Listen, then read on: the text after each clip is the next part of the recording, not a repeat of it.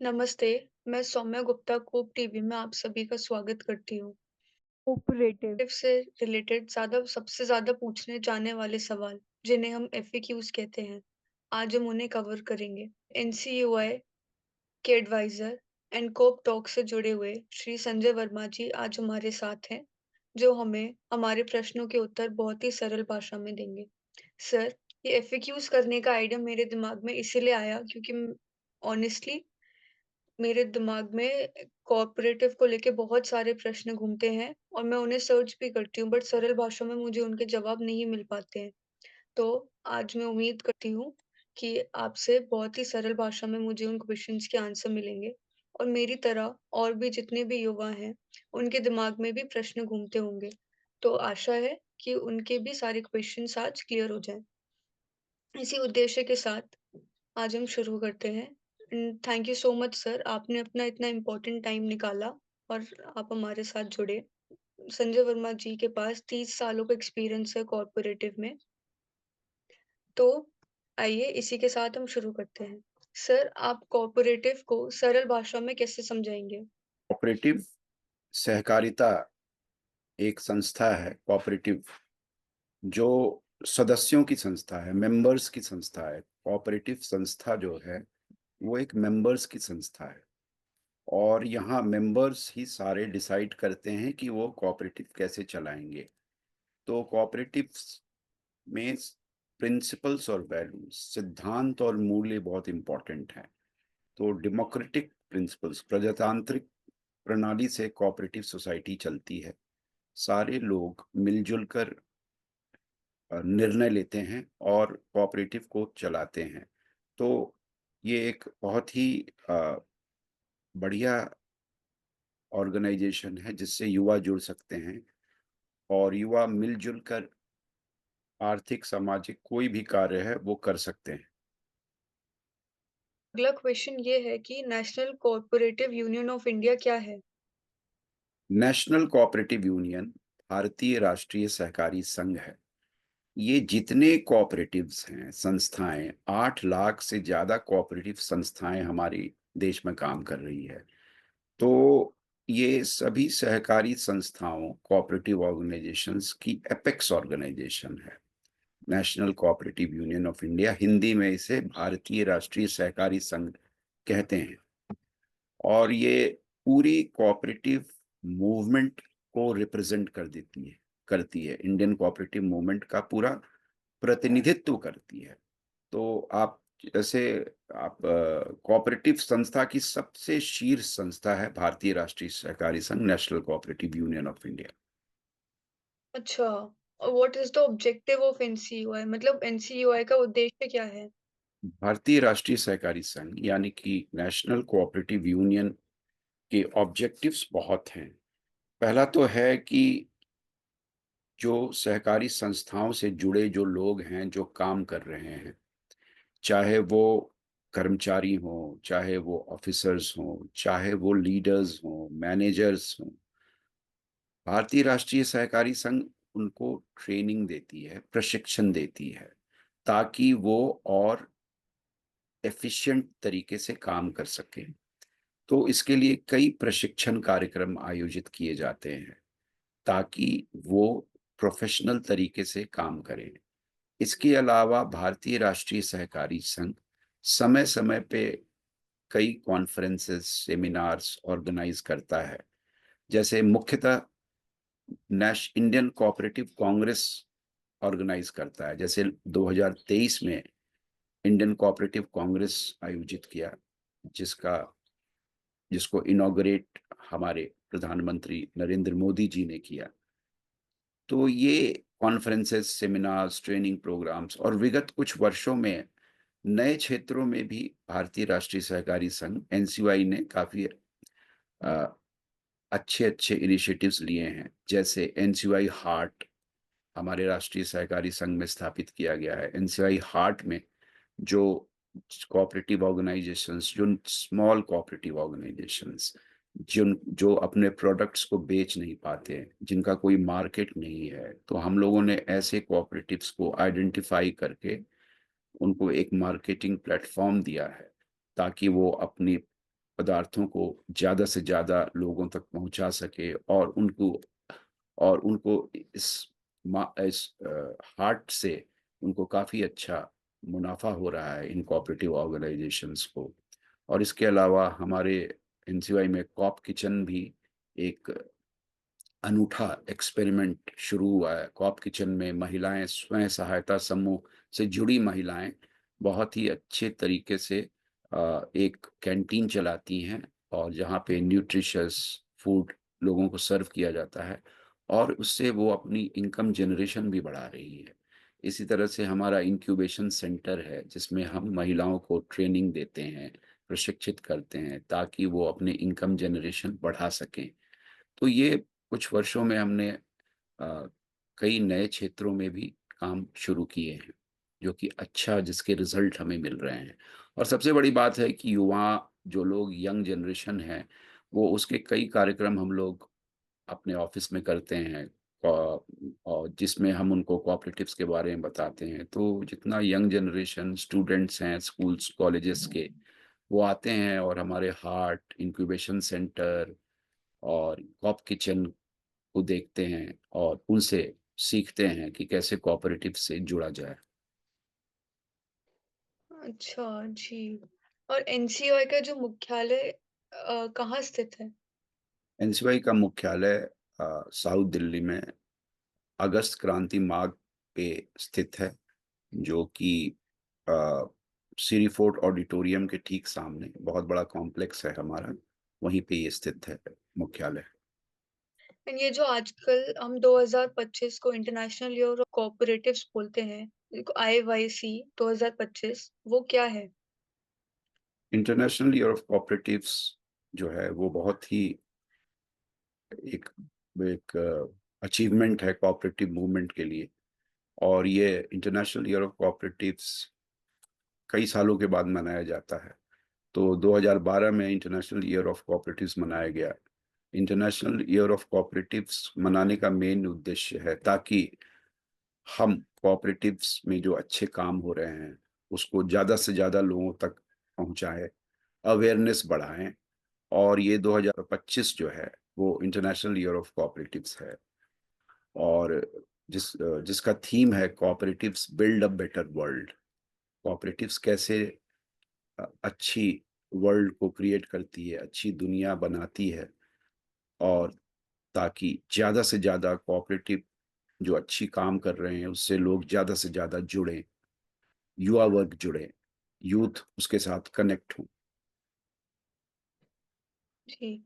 And who declared 2025 as the international year of ये cooperatives? UN जो है ना, संयुक्त राष्ट्र यूएन जो है, वो डिक्लेयर करती है इंटरनेशनल ईयर ऑफ कोऑपरेटिव्स।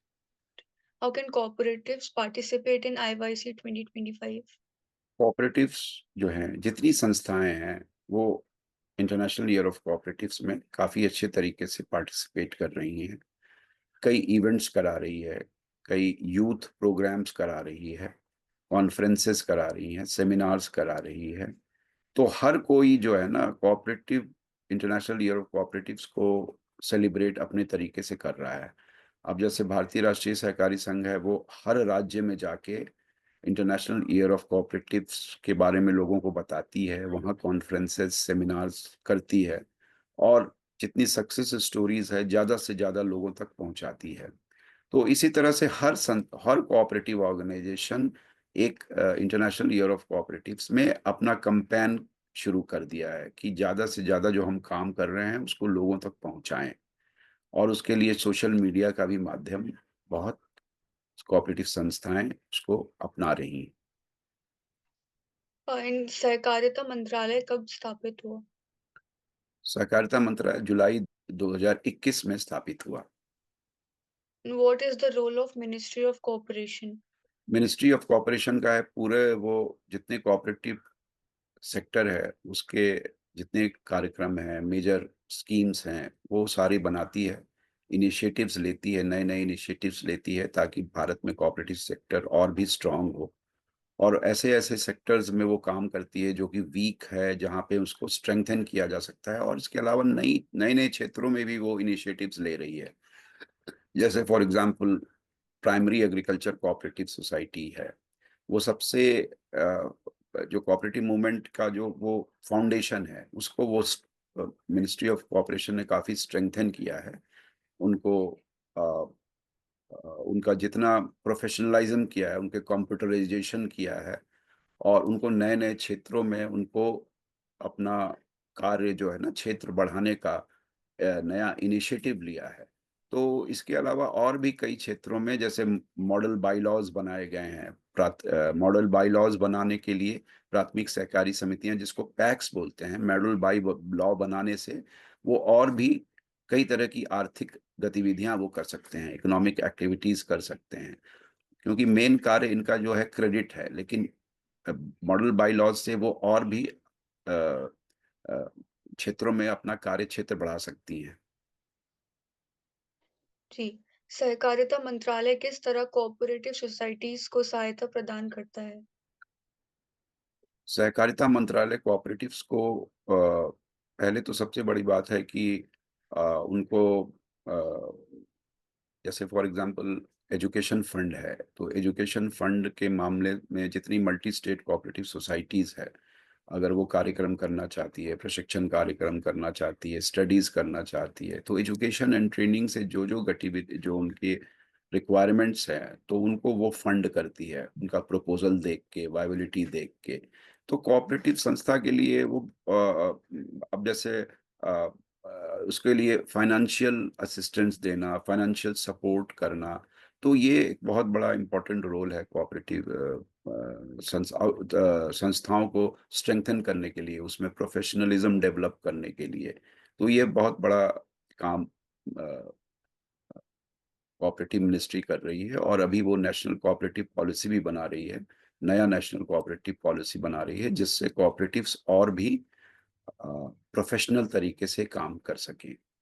और अभी हाल में अ, मंत्रालय ने कोऑपरेटिव यूनिवर्सिटी भी अ, बना ही दिया है और अभी ये बिल पास हो गया है लोकसभा में, तो एक कोऑपरेटिव यूनिवर्सिटी बन जाएगी पूरे देश में, जो इरमा के कैंपस में होगा, इंस्टीट्यूट फॉर रूरल मैनेजमेंट आनंद के कैंपस में होगा और इससे ज़्यादा से ज़्यादा युवा कोऑपरेटिव सेक्टर से कोऑपरेटिव शिक्षा के माध्यम से जुड़ेंगे कोऑपरेटिव मूवमेंट में और उनको रोज़गार के भी अवसर काफ़ी मिलेंगे। Who is the current minister of cooperation? अभी union minister of home and cooperation Shri Amit Shah ji हैं। How does ministry of cooperation support rural cooperatives? जैसे मैंने बताया रूरल कोऑपरेटिव्स को वो सपोर्ट करने के लिए उनकी कंप्यूटराइज़ेशन, उनको आईटी सपोर्ट, उनका फ़ाइनेंशियल सपोर्ट, उनको प्रोफ़ेशनल बनाने के लिए ट्रेनिंग, एजुकेशन, ये सब तरीके से उसको सपोर्ट करती है। जी। क्या आईवाईसी 2025 के आयोजन में भारत की कोई भूमिका होगी? भारत की बहुत प्रमुख भूमिका होगी क्योंकि भारत में सहकारी आंदोलन सबसे बड़ा सहकारी आंदोलन है और भारत में अभी आईसीए का हाल में भी जनरल असेंबली भी हुई थी, पिछले साल हुई थी। तो ये देखा जा रहा है कि भारत इसमें एक लीड भूमिका निभाए इस इंटरनेशनल ईयर ऑफ कोऑपरेटिव्स में और इसीलिए चूँकि सबसे बड़ा कोऑपरेटिव मूवमेंट है पूरे विश्व में भारत का, तो सारे लोग देख रहे हैं कि भारत में जो इंटरनेशनल ईयर ऑफ कोऑपरेटिव्स जो है, वो सारी कोऑपरेटिव ऑर्गनाइज़ेशंस जोर-शोर से उसको अच्छी तरीके से मनाएँ और उसमें भारत जो है, वो पूरे इंटरनेशनल ईयर ऑफ कोऑपरेटिव्स के सेलिब्रेशन में वो लीड करे। इतनी कार्यक्रम आयोजित किए जाएँ ताकि ज़्यादा से ज़्यादा लोगों में कोऑपरेटिव्स की जानकारी हो। कई लोगों में कोऑपरेटिव्स के बारे में जानकारी नहीं है, कोऑपरेटिव्स क्या है, क्या काम करती है? युवाओं में भी ये बिल्कुल जानकारी नहीं है। तो ज़्यादा से ज़्यादा युवाओं को जोड़ना, ये सबसे बड़ा यूथ पॉपुलेशन भी इंडिया का ही है। तो उसमें कैसे इंटरनेशनल ईयर ऑफ कोऑपरेटिव्स में को यूथ से जोड़ा जाए, तो ये बहुत बड़ा इम्पोर्टेंट लीडिंग रोल इंडिया इसमें इंटरनेशनल ईयर ऑफ कोऑपरेटिव्स के सेलिब्रेशन में करेगी। मेरा लास्ट सवाल, how can young people engage with cooperative sectors in India? Young people engage करने के लिए सबसे बड़ी बात ये है कि उनको कोऑपरेटिव्स के बारे में शिक्षित किया जाए क्योंकि आप देखोगे स्कूल लेवल पे कोऑपरेटिव्स में कोई सब्जेक्ट नहीं है, कॉलेज में सब्जेक्ट नहीं है। तो हुँ, सरकार अभी मेरे ख्याल से जल्दी ही एक वो इनिशिएटिव लिया जाएगा कि कोऑपरेटिव्स को as a subject school, college में लिया जाएगा, एक बनाया जाएगा। तो उससे कोऑपरेटिव्स के बारे में लोगों जितने बच्चे हैं उनको अच्छी जानकारी होगी। जब वो सब्जेक्ट के रूप में कोऑपरेटिव्स को पढ़ेंगे तो उसमें उनकी रुचि बढ़ेगी। और उसमें वो अपना करियर ढूँढेंगे। तो ये सबसे बड़ी बात है और इसमें अभी हाल में भी जैसे कई इनिशिएटिव्स लिए गए हैं मिनिस्ट्री ने जैसे मैंने बताया, उसमें कई रोज़गार के अवसर भी युवाओं को के लिए है और आप देखोगे युवा जो है, वो बड़ी-बड़ी संस्थाओं के वेबसाइट्स देखे एनसीयूआई देखे, इफ़को देखे, अमुल देखे, क्रिप्को देखे, वहाँ कई बड़ी-बड़ी संस्थाएँ हैं, तो उनके वैकेंसीज़ निकलते रहती हैं, तो उसमें करियर अपना उसमें देखें। इसके अलावा युवा वर्ग जो है वो जैसे जनरली एमबीए करना चाहता है, तो एमबीए में करके वो कॉर्पोरेट्स में जाना चाहता है, तो जितने एमबीए के प्रोग्राम्स हैं वो कॉर्पोरेट्स के लिए होते हैं। तो लेकिन उन्हें ये पता नहीं है कि हम एमबीए कोऑपरेटिव मैनेजमेंट में भी कर सकते हैं, तो कई institutes of cooperative management MBA cooperative में भी प्रदान करते हैं। जैसे Vaikunth Mehta national institute for cooperative management जो है वो एग्री बिज़नेस मैनेजमेंट में वो एमबीए देता है जिसमें कोऑपरेटिव्स के बारे में काफ़ी फ़ोकस है। तो युवा उन सब कार्यक्रमों में भी अपनी वो एमबीए करें क्योंकि कोऑपरेटिव से जो है उसमें नौकरी में बहुत अच्छा है उनके लिए क्योंकि कॉर्पोरेट्स में आप देखोगे कि कई जगह उनको जब क्राइसिस सिचुएशन होता है तो कॉर्पोरेट्स की नौकरी छोड़नी पड़ती है। जैसे हम देख तो कोविड में देखो कि क कई प्राइवेट कंपनी से लोगों को निकाला गया, इकोनॉमिक रिसेशन में भी बहुत ही प्रेशर था प्राइवेट सेक्टर जॉब्स में, तो कोऑपरेटिव्स में ऐसा नहीं था। तो कोऑपरेटिव एक स्टेबल प्लेटफ़ॉर्म देती है युवाओं को जोड़ने के लिए जॉब के मामले में और उसके अलावा वो चूँकि वो जैसे मैंने पहले बताया कि मेंबरशिप बेस्ड ऑर्गनाइज़ेशंस है, यू सदस्यों की संस्था है, तो वो अपने हिसाब से युवा कोऑपरेटिव बना सकते हैं। कोऑपरेटिव संस्था खड़ी कर सकते हैं। जैसे अमूल्य इतनी बड़ी संस्था भी युवाएँ जो यंग जनरेशन है वो खड़ी कर सकती है। तो उसमें एक एंटरप्रेन्योरशिप जो कि मिल-जुल के करने का जो एक आनंद होता है वो कोऑपरेटिव में है। वो प्राइवेट कंपनी में नहीं है, जहाँ केवल एक ही मालिक होता है, वो सारा चीज़ डिक्टेट करता है। तो आने वाले वर्षों में युवा जो है वो कोऑपरेटिव से ज़्यादा जुड़ेंगे और यूनिवर्सिटी जो बन गई है उससे उनको और भी अपॉर्च्युनिटीज़ कोऑपरेटिव से जुड़ने का मिलेगा। जी। और सर लास्ट में आप क्या मैसेज देना चाहेंगे मैं और मेरे जैसे और भी युवाओं के लिए? हाँ, आपके जैसे युवाओं के लिए मैं इतना ही कहना चाहूँगा कि आप लोग जो है वो कोऑपरेटिव्स को भी एक अल्टरनेटिव करियर ऑप्शन देखो, उनके बारे में सोचो, उनके जितनी जानकारी है वो लो। अ, और हमारे एनसीवाई के जो युवा कॉप कनेक्ट कार्यक्रम होते हैं, जहाँ हम कॉलेजों में जाते हैं, स्कूलों में जाते हैं, उनको बताते हैं कोऑपरेटिव क्या है, कोऑपरेटिव में जुड़ने के क्या फ़ायदे हैं, कोऑपरेटिव्स में क्या अच्छी करियर ऑप्शंस है। तो आप ज़्यादा से ज़्यादा एनसीवाई के युवा कॉप कनेक्ट कार्यक्रमों से ज़्यादा जुड़ो और जो हमारा जो कॉप कनेक्ट डिवीज़न है, उनके लोगों से संपर्क करो, तो आपको ज़्यादा से ज़्यादा कोऑपरेटिव में जुड़ने के अवसर, अपॉर्च्युनिटीज़ मिलेंगे। इसके अलावा आप ये भी कोऑपरेटिव सेक्टर के में क्या अपॉर्च्युनिटीज़ है, वो भी अपने नेट के माध्यम से, इंटरनेट के माध्यम से ज़्यादा सर्च करो, क्योंकि मंत्रालय बन जाने के बाद से कोऑपरेटिव एक इंडिया का बहुत ही प्रमुख सेक्टर हो गया है, equivalent to public and private sector. Sir आपने काफ़ी यूज़फुल इन्फॉर्मेशन दी, जिसके बारे में यूथ को पता ही नहीं था। अब मैं आशा करती हूँ इस एफएक्यू सेशन के बाद यूथ की बहुत जानकारी बढ़ेगी। आपने सारे प्रश्नों प्रश्नों के उत्तर इतनी सरल और इतनी आसान भाषा में दिए, मेरे तो सारे क्वेश्चंस क्लियर हो गए हैं। आशा करती हूँ बाकी सारे लोगों के भी हो गए हों। Thank you so much. Thank you, thank you.